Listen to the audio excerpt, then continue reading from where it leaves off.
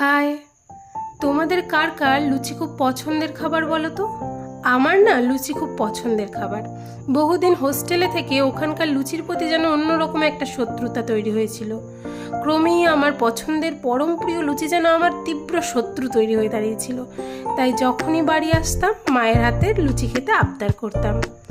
এখন তো আর আমি হোস্টেলে থাকি না, তাই কোনো আনন্দ অনুষ্ঠান, কোনো পুজো, কোনো কিছুতেই আমি মায়ের হাতের লুচিটাকে বাদ দিই না। এই দিনও ছিল সেরকম একটা দিন। না কোনো আনন্দ অনুষ্ঠান বা অন্য কিছু হয়নি, তবে বৃষ্টি পড়ছিল।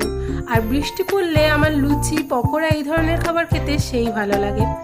তাই মায়ের কাছে নিরীহ গলায় গিয়ে বললাম, মা একটু লুচি বানিয়ে দেবে? তা মাও আমার নিরীহ মুখটা দেখে আর না বলতে পারলো না, তাই লুচি বানিয়ে দিয়েছিল। আর লুচির সাথে ছিল কাবলি ছোলার তরকারি। দুটোর কম্বিনেশন খুব সুন্দর ছিল। আর তোমরা জানিও ওই ভিডিওটা কেমন হয়েছে। বাই।